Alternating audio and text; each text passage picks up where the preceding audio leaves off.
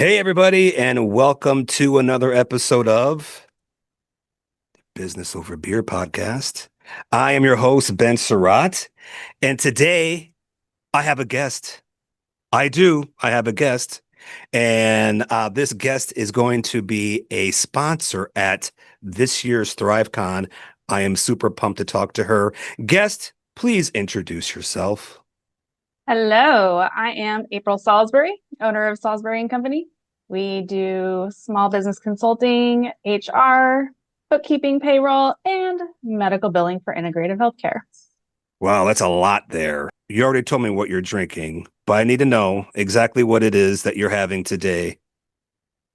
Okay, so I have a cup of room temperature, constant comet tea. That's Yes. probably been refilled 3 times with water. Just Awesome. Well, yeah. it is a Monday. So I will I be don't having drink a too much beer. coffee. Yeah, I know. I drink a lot of coffee and I feel like I shouldn't, but now it's like part of my routine. You know what I mean? Yeah. Yeah. You gotta I don't switch it know. out with something. I know. Tea is so much better for you. Maybe I'll start doing that. But anyway, so today I'm having an NA beer.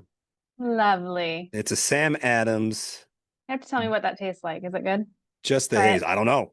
Like I told April this before. I bought this right after we talked the first time about 3 weeks ago. So this is just for you, April. Thank you. I appreciate it. I can't wait to hear if it has a good hoppy IPA flavor to it. I've heard good things. It smells like a really freaking Like a real beer. yeah, it does. Good. Um,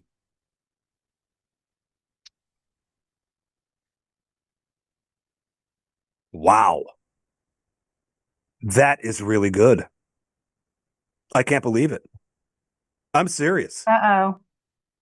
Just transformed you. It did. You're never gonna drink real beer again. No. Holy Sam. Well, I wouldn't go Not that taking that far. far. Yeah. So, all right.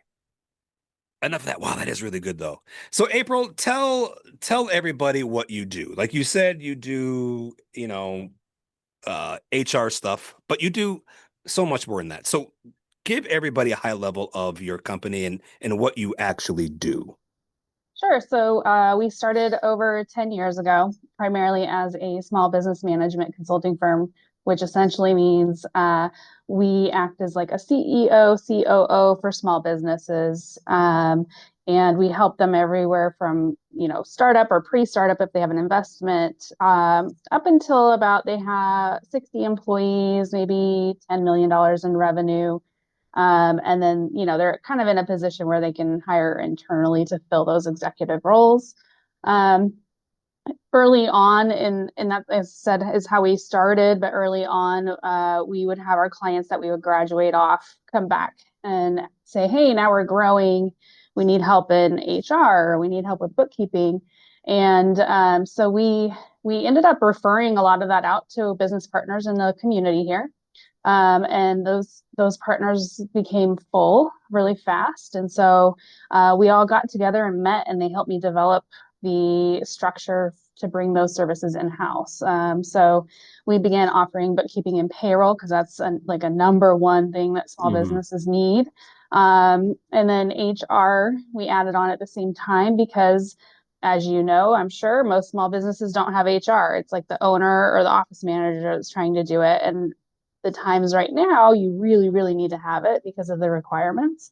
And people just can't afford to have an in-house HR person. And then the medical billing piece came about interesting because about 35% of our client base is integrative healthcare. So your naturopaths, chiropractors, massage therapists, acupuncturists.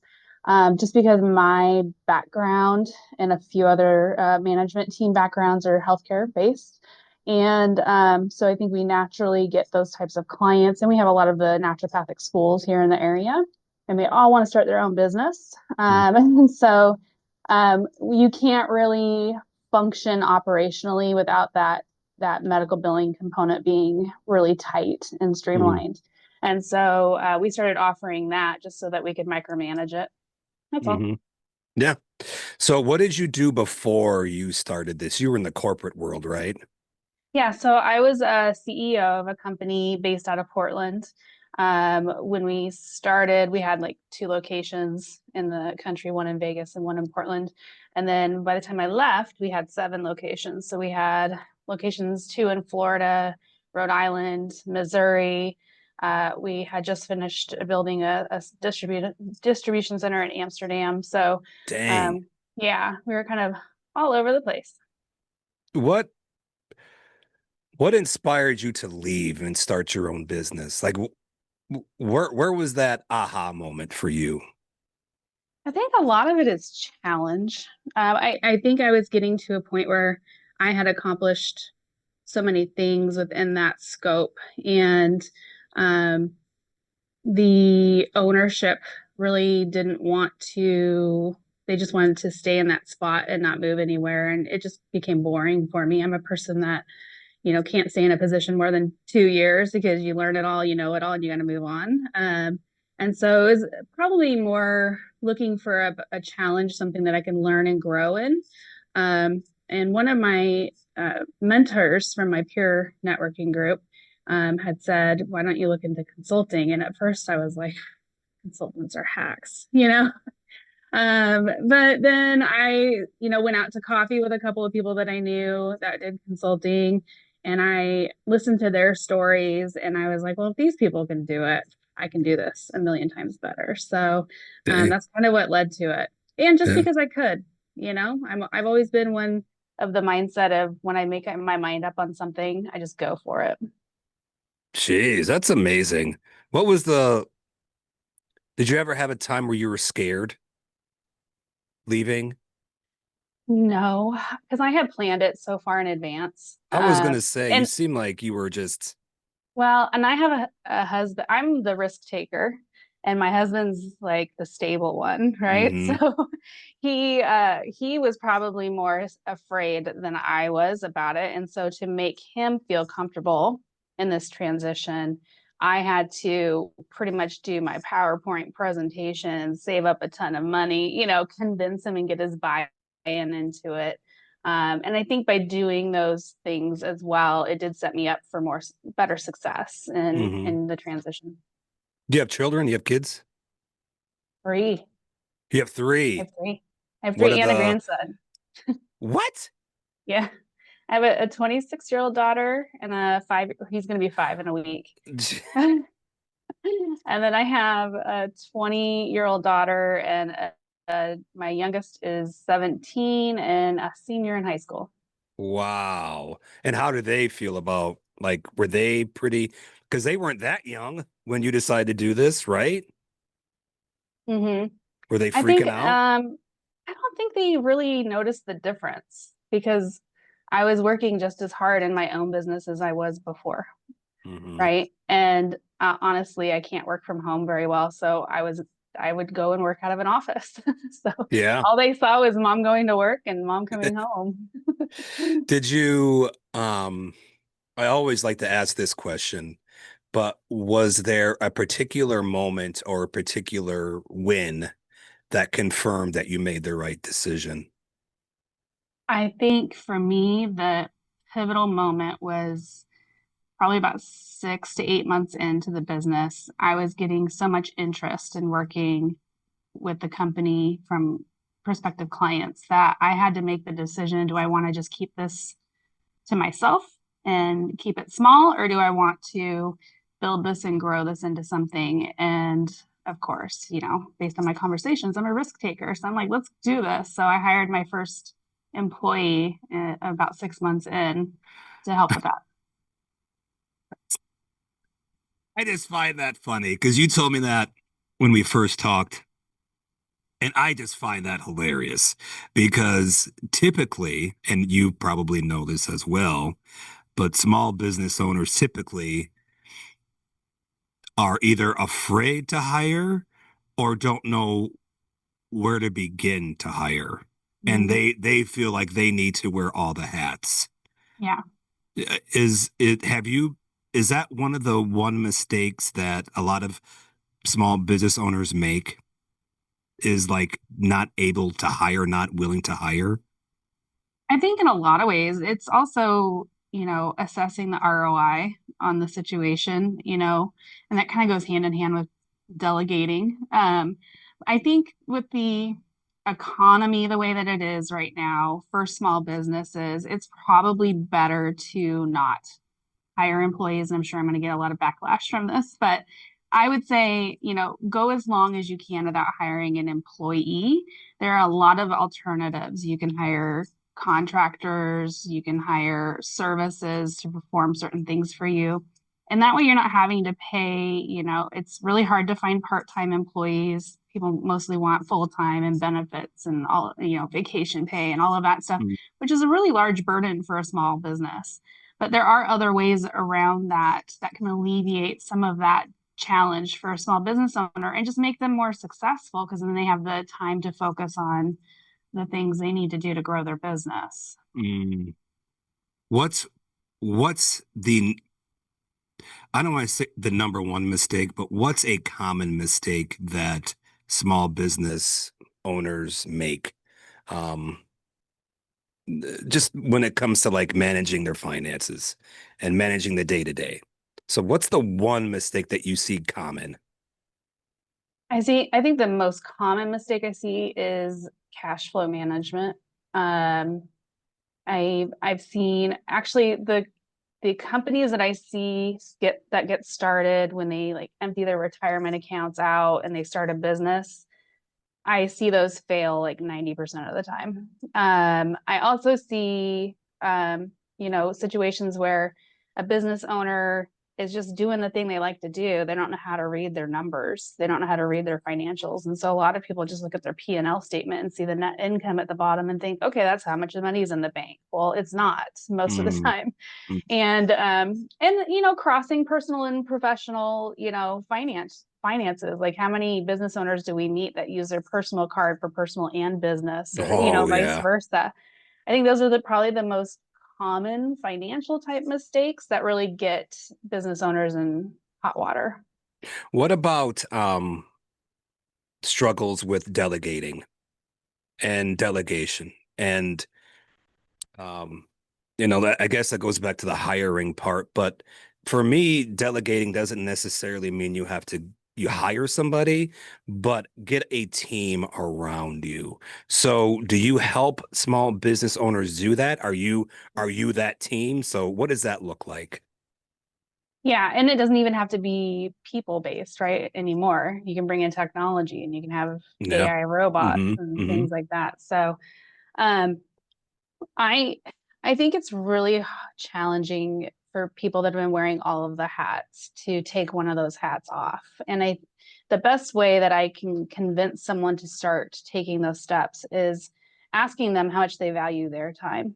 And if they had 20% more of their time back, what could they do to have a positive impact on the business? And Mm, so it's getting them to shift their mindset from, if I teach somebody else how to do this and they don't do it the way I want them to do it, then I'm just going to have to do it again. Instead of saying, like, I value my time so much, I'm going to show this person how to do it exactly how I want them to do it and find the right person that can read my mind and ask the right questions, yeah. and give it some time to build that comfortable relationship. So you give them an opportunity to do that. And I think in most cases it works out really well. But it's a mentality shift, I think, for the owner. Mm. This question I really want to hear what you when you're talking with your clients, how do you balance giving them the truth they need to hear with the comfort that they also need to hear? Like I'm the so truth, bad at I this. know that's a lot, right? I Um, really, I I'm not a fluffy type of speaker. I kind of got that. I'm very direct. And I think, in a lot of ways too, I can sense if there's somebody coming to me for assistance and I sense that they're they don't interact the same way I do or they can't handle it, I'll tend to refer them somewhere else because I don't want to hurt anybody's feelings or, deal with pain points like that. But I'm a very direct, this is how it is person. And I think in a lot of ways, even though business owners may not appreciate it in the moment, I do think that when they reflect back on it, they do appreciate it because sometimes they have been putting the fluff around the situation themselves and or sometimes they ask a question that they already know the answer to and they're just looking for somebody to confirm it. Yep. So it's just being able to say, this is exactly what you need, don't do this, do this, and it's just very direct and it's neutral. It's advice based on what's going to make them the most successful. They can do whatever they want to do, but don't come to somebody that works with 300, 400 different businesses and, you know, gives you advice on what to do next and cry about it because it's not what you want No, to hear. sister, I get it. And I think you and I talked a little bit about it before, but that's where I guess the difference between a coach and a consultant is where a coach is your rah-rah, Yeah. whereas a consultant's like, well, you know what you do well. That's why you're doing it. I'm here to help you where your blinders are on or where you aren't seeing things. Am I right about that? Yeah, I think the biggest difference between a coach and a consultant is consultants do the work. Coaches talk about it. Whereas, I mean, there is some, therapy involved when you're a consultant, but in most cases, when you're a consultant, you're the one auditing, implementing, developing, putting it in place, training, doing all of those pieces. So it's very hands-on work compared to what a coach does. Hmm. Do you ever do you ever get to talk with other consultants and coaches and do you have like a how do I put it? Is there like a special network that you guys all meet and talk about stuff No. or no? No, I do know a few like niche consultants, but most of them work for the big firms that, won't take a client that doesn't pay them 25,000 a month. Um, Phew. and it's a different playing field, right? So typically there's not a lot of consultants in this realm that are specifically doing the small business consulting. You can find niche consultants like an HR person or a tech person or marketing design things like that. You can find those, but somebody that does the whole business aspect, it's really challenging to find somebody like that. But instead, what I do is I find people that have successfully run their own businesses, and they're business owners. And so, like, two of my best friends, one is a business owner herself, and her husband owned a business for a long time. And my other best friend works pretty high up at a bank. Um, and, we get together pretty often just to like do the personal and the business stuff and run things through each other. And then I'm also part of a business network where it's all owners and from around the world. We get together like once a month. Oh wow, that's awesome. Yeah. Do you guys ever talk about the future and what the future holds for, well, I guess what would be your guess on what the future holds for consulting and specifically the small business realm and even more specific with AI? What does that Yeah. look like? Adapt or die. It's it really is. It's happening very, very fast. Yeah. And we've started implementing AI pretty early on. And I'm already seeing businesses. I mean, the margins right now are so thin in the small business community, your profit margins, they don't really have money to do anything. So if they can do anything at all, use those AI tools to build things like AI agents to do those repetitive tasks, set up your AI receptionist on your phone system, do these little things that are going to take time off your plate and you're not having to pay somebody to do. That will save some time. But I think the biggest change is people are afraid of technology Hmm. or they're in denial of technology and the changes that Hmm. are happening. But in reality, a lot of things are going to shift in the next 5 to 10 years. So much so that a lot of the work that we're doing currently, we won't be doing. We're going to be doing a different level of work, and we're going to have all of that as a supportive aspect through technology. Wow. Like in what way you think? I mean, already, how we're using technology is we have like AI templates built out for certain things, and we can plug in um, characteristics of a client, and we can push it through, and it can pull information from the internet, pull from their social media posts, pull from all of that to kind of get like their culture and their branding and all of that stuff and put together something, a document that used to cost them $3,500, but now is like $50 because it didn't take us any time to do it. I love that.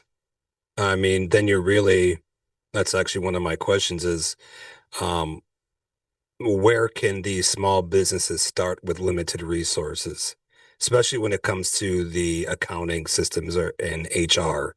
Um, Yeah. is, what would that be one of your tips is utilizing AI and the technology? I think so accounting wise, there are free accounting software programs out there. There's Wave Accounting. I mean, shoot, Excel. If you want to do Excel, that's fine.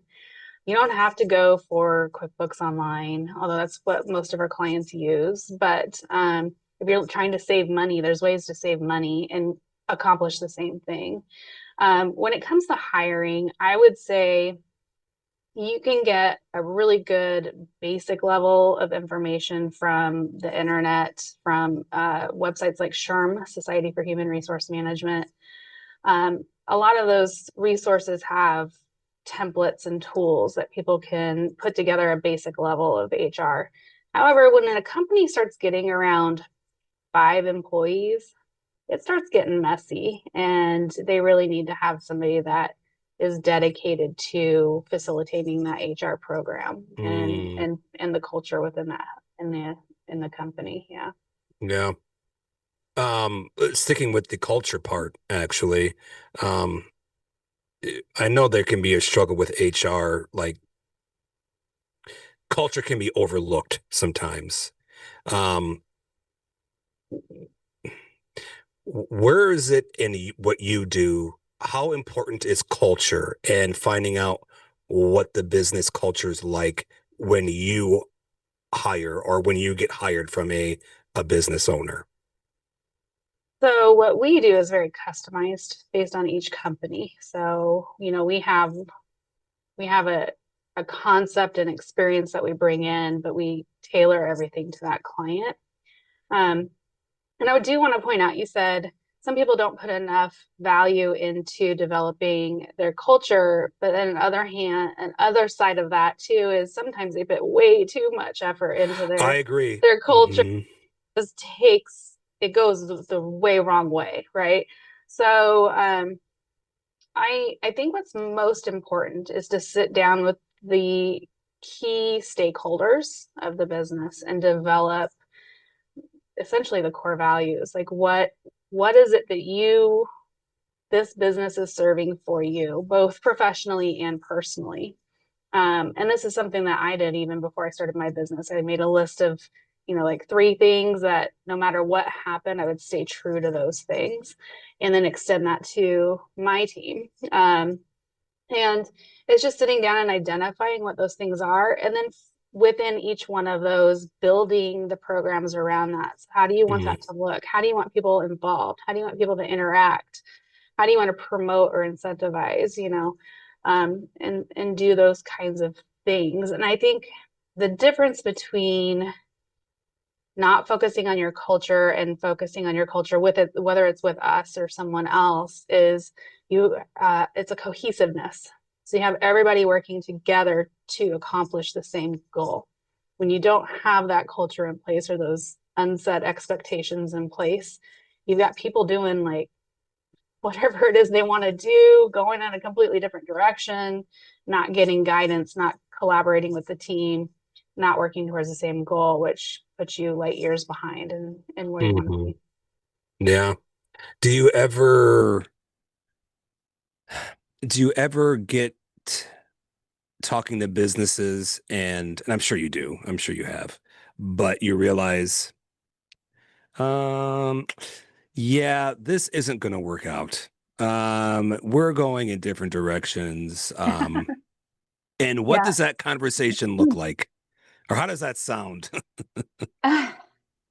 I have had two clients that I've had to fire about Jeez. yeah, about 6 months into a project. Typically, it's pretty, in some ways, it's easy to get around because when we first initially meet with somebody, it's, this is how we work. Essentially, if you're not willing to allow us to do what you hired us to do, this isn't going to work for you or for us, and it's going to make everybody look bad. So, in one case, we had a client that was doing just that. We put in all of this work and we were implementing and implementing, and things were going well, but the owner would on their own backtrack and be like, well, maybe we don't want to do this. Maybe we don't want to do after we've already put it in place. And it was like, this isn't going to work. So the other one was a client that actually started doing something that I felt was unethical. Hmm. And we backed away from that very, very quickly and just let them know that, the way they were directing and leading their business didn't match the ethics that we have in our company. Mm. Definitely Wow. not an easy conversation, but it I definitely was needs to gonna happen. say, like, that had to be really kind of difficult. But I've also had people come to me for services and I've said, you don't need me. You're doing great. Just listen to yourself and follow through on it. You don't need this at all. Save your money. So it Wow. goes both ways. Wow, interesting. Um, what were their reactions when you said that to them? Um, the one that on the unethical or the firings or the No, other no, side. the one where you're like, you're no, you're doing just fine. You don't really need me. Like, were they like, huh? Like, really? Actually, I think they were surprised, but they were also almost emotional about it. Like in a way, I don't know if they dreaded having to pay like whatever our fee was going to be for the next, 6 to 9 months, or they knew they were having to do something, I think. And then there was also the reward or the pride of saying, "Hey, you're doing this right. Stop putting so much pressure on yourself or have more confidence in what you're doing. You're doing a great job." So I think in some ways it was a very rewarding experience, I think, for both of us because we were able to walk away being like, that was pretty cool. That's awesome. So you worked in the corporate world and now you have your own business, obviously. Were there things that you brought over from working in the corporate world that you apply to this day in your business? Uh, to some degree. I always made it a point to know everybody's names and have conversations with everybody. I'm a what I call a walking manager. So I would walk through, say hi to everybody in the morning, ask them how their day was, their weekend was, and then I'd walk through and, close it out at the end of the day. I do the same thing now because I feel that's really important to be seen. I think a lot of people are intimidated by the owner or the boss, and despite every attempt that I make to lower those walls, it still exists. And so I have to be in their space versus them coming to me in my space. So that's one thing. Um, I don't allow whiteout to be used. I hate whiteout.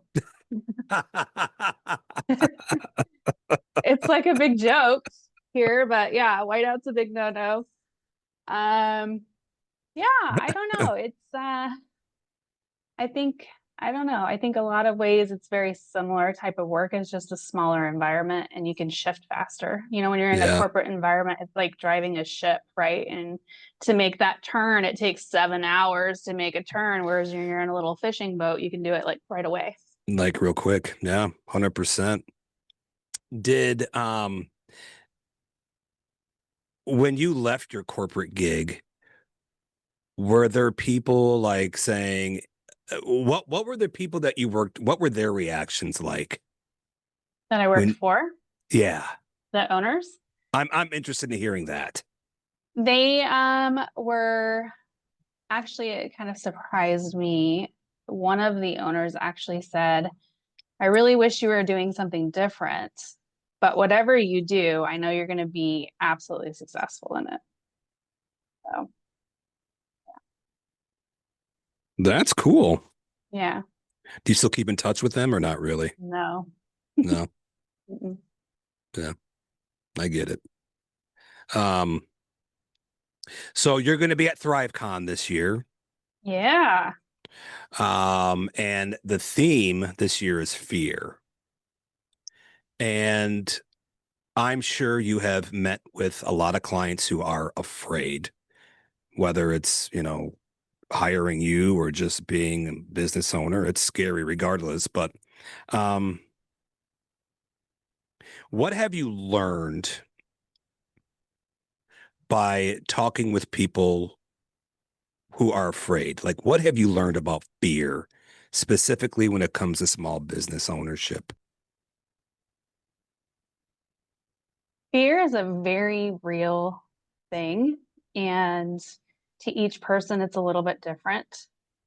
I think a lot of it is based in not knowing, um, and or not having a plan. And so, um, and there's different personalities that come into that and how they just naturally deal with situations.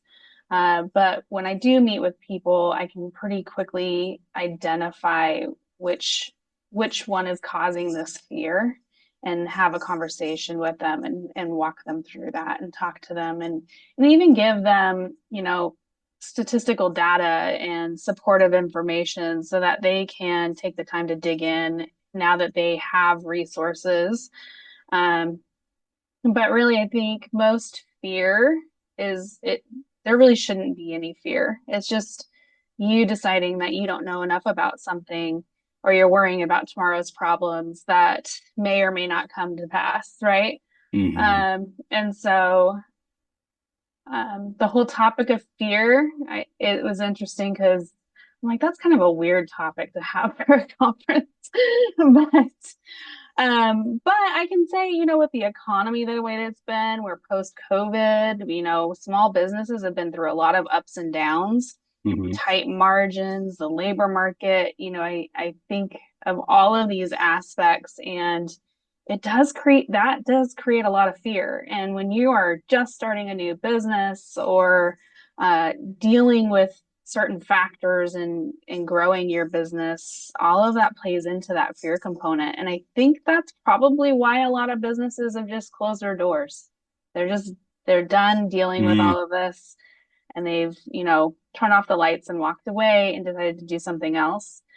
We have seen a lot of businesses go out of business in the last few years. Um, and even more that I'm aware of that are talking about it just because it's so challenging that a person running a business like that is just operating on fear constantly, and it's not Mm. healthy. It's very stressful, and it's not worth it. So Yeah. stop being afraid. It isn't. I think a lot of it too is, you know, I look at specifically fear is of the unknown. Hmm. And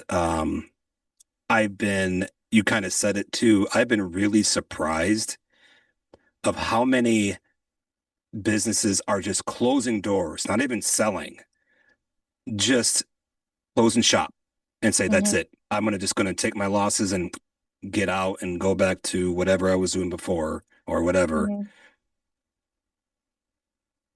Do you think, and this is just me thinking out loud, like, do you have an idea of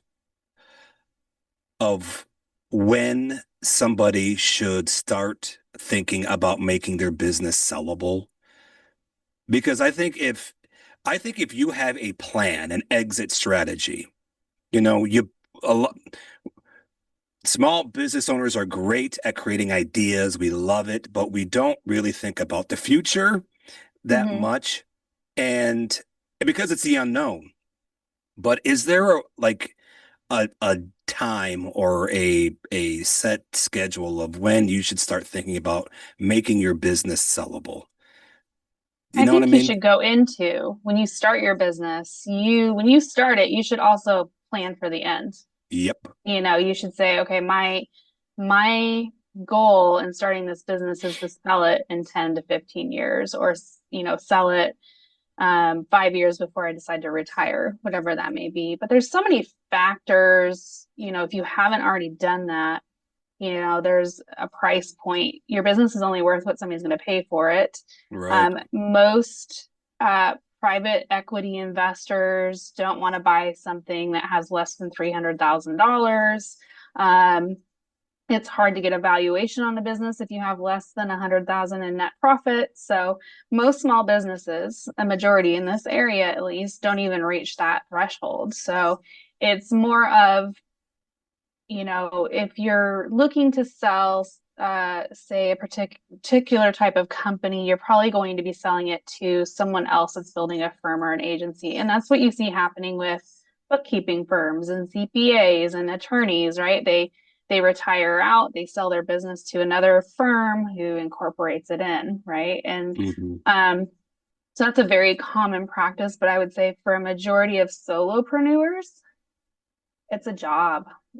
I don't see most solopreneurs selling their business. Right. I mean, I, even even for what um my wife and I do, where we do manufactured homes, we're more like realtors, where we don't have an actual inventory. You know, we have just a book of business, but it's all customers that we've helped and stuff like that.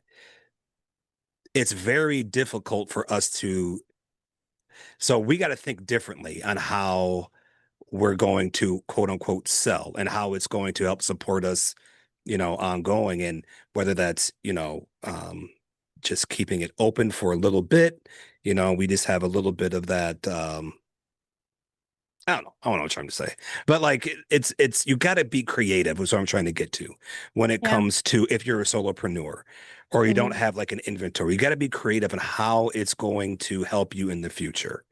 Yeah. And And I think in your situation, your best opportunity would be probably finding someone that does the similar type of work as you yep. and start having those conversations with them if they're interested in doing that. And then you can maybe, you know, uh, transition that over multiple years. So say maybe, in 3 years from now, you guys decide you want to start selling. So you sell a percentage of the business off, but you're still making money off of it. And then, 25%, and then, 75%. And you can really structure these in any way. It's a very creative side of selling your business. But I think in most cases, and especially your case, with something like that, where you have a book of business, you should really look for somebody that's doing the same thing as you, a competitor, and Hmm. start having those conversations with them and warming them up to the idea of it and drafting out that plan. I love that. That's where having that network and, having that community around you and just being a part of it Mhm. really, really helps, in my opinion. Yeah, I agree. Um, I agree. yeah.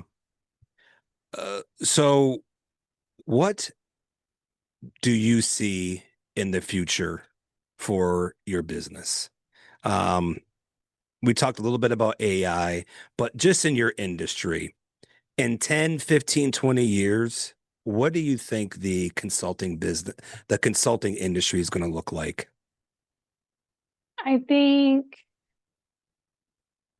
I think it's going to change where maybe we're not even called consultants. Maybe we're called micro integrators or something. Uh, Jeez, where jeez, I know. Gesundheit. So I think it'll follow the same suit of, small businesses that can't afford to hire a part-time or full-time person, but they need somebody with that level of experience and knowledge to come in and perform certain duties. So I think that'll pretty much stay the same. I think the level of tech and automation and AI that we can help these small business owners develop because we've experienced so much of it ourselves. So you're essentially, as a small business owner, by hiring a consultant, you're learning information from that company's experience working with hundreds of different companies, right? Hmm. So if you're going in and say you're a manufacturing company or a retail company and you find a consultant, that consultant should be working with other companies that are similar to yours to be able to say, oh, well, yes, that could be a problem. It happened to XYZ, but this is how we worked around it. So let's get this in place so you don't have to worry about that hurdle, right? And then I think the other thing is probably an incubator for talent. So I know in my firm alone, a lot of my staff have left me to start their own businesses. And I encourage that. We also have employees or even interns that we bring in to train them in certain aspects that have gone on to get, jobs, higher level jobs in different areas of business or HR or East Coast or wherever it may be. Hmm. So I think it's developing that talent that is then going to be going into the small business community. Um, yeah, I think it's going to change a lot. I don't know exactly what it's going to look like in 10 years, but it's going to be like bookstores from to Kindle. I I mean, got it. it's already changed so much since COVID. I think about how much print material we used to give out and marketing materials. I have a box of business cards that I've had since 2019 that never give out business cards anymore. Nobody wants business cards. Nobody wants your brochures. You never meet people face to face anymore. It's all virtual. Yeah. So there's a lot of aspects of business that have already changed in the last 5 years, and it's just going to continue to change at a much more quick pace. Do you think that there's a chance that we go back to old school, like networking and getting together in person? Or are we just down a one-way path and it's just going to continue to get? Because, in my opinion, I think what's cool about what you do is you get that opportunity to listen to your clients' stories. And there's something about doing that and understanding, but doing that face to face, person, like in person, to me, it is awesome. And you Mhm. lose, like what we're doing now is great, but I would much rather be sitting next to you Yeah. because there's a dynamic missing there. Do you think that and this is a general question, not even about your just period. Do you think that there's going to be a time where we're going to revert back to that? Or are we just on a one-way path of no, we're going to continue to separate and get further and further and we'll I get think to do a degree, I think it'll change to a degree because I do think we are missing that human social component, right? hmm That we all need to exist in life. I think there's also the challenge that everybody that's running a business is far too busy to go to a networking event. And on the other hand, a lot of networking events are full with the wrong people, right? So you go to a networking event and there's three business owners and 56 MLMs, you don't want to be there, right? And and then there's situations like in mine, and I think this is where a lot of small business owners are at this point is I used to network all the time, all the time. I would go to like 3 to 5 networking events a week. And as the business grew, that whittled down and whittled down. But I still have a lot of those same connections, and I still make new connections based on introductions, warm introductions, based on video calls like this, where we have a good connection. I may build a relationship in that way and network with somebody, go out to lunch with them or something like that. So I think it's going to be more of a warm up and then to the networking component. But I really don't, and it was funny because I was talking about the Thrive event. I haven't been to a networking event in probably 7 years. Wow. And yeah, and most of the people that I networked with back in the day are either really successful or they went out of business and got a job. So Mm. most of the people that I'm going to see at Thrive are our clients, because we do have some clients that are going to be attending, or people that I've never met before because I haven't been out as much networking in the community.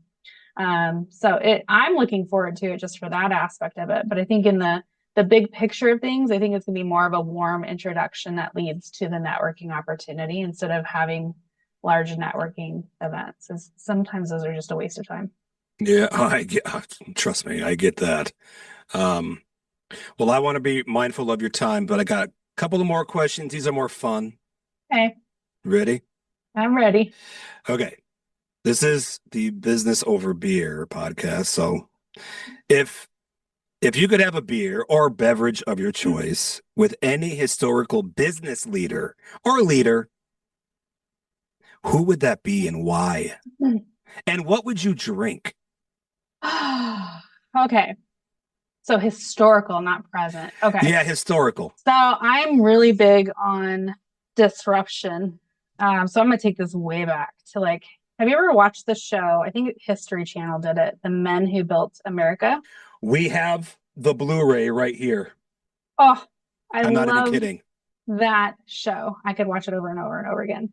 That to me, I would meet with any of those, Ford, Vanderbilt, Carnegie, because to me, disrupting the environment and then being able to start a business with absolutely no rules, It's that's crazy. beautiful. It's Yeah. crazy. So that's what I would do. And I would drink a really expensive red wine. Okay. If you could, oh, let's just stick with that. So, which one would you pick? Would you pick Rockefeller? Would you pick Carnegie? Vanderbilt? Who would you pick? You got to pick one. Come I on, have to April. pick just one. Yeah. Uh, you know what? I don't know. That's tough. Can I just sit in a room with all of them? Yeah, yeah, Like a you board can. meeting? I would here's mine. So, do you remember the part where when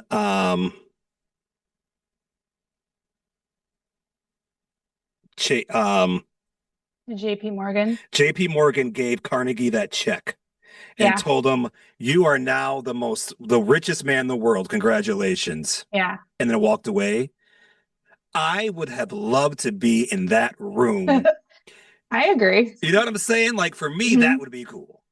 Well, and it's funny you say that because I almost said maybe JP Morgan because that person would have experience in all of those situations, knew banking, knew everything, and that's who I'd go with.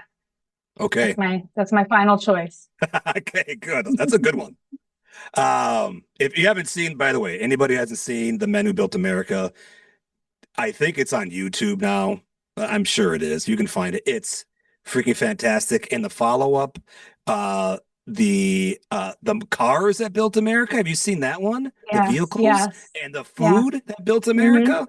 Yeah, They're all fantastic. I love it. Yeah. Anyways, so what would be a piece of advice you wish you could give your younger self before starting this business? Um, I was a very go, go, go, climb the corporate ladder mentality. I think looking back, I I wish I would have valued time more. So Mm, now my time is my highest worth and value, and that's what I'm playing with. So, and it's probably just something when you get older, but I think if people that were younger and they're in the same stage or wherever, whatever stage you are, your time is the most important thing you have because it's limited.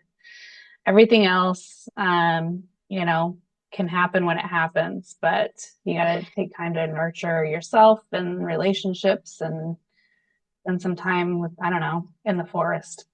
amen. And the one thing I've learned, and the one thing I tell people who come to me, the small business owners, when they have questions, is you have to figure out, you have to find your value of your time and what that looks like. Because so many people don't realize how valuable their time are, and they waste it doing this, they waste it doing that, they waste it with people they shouldn't be hanging out with. So Mhm. really dive deep and figure out what value your time is worth.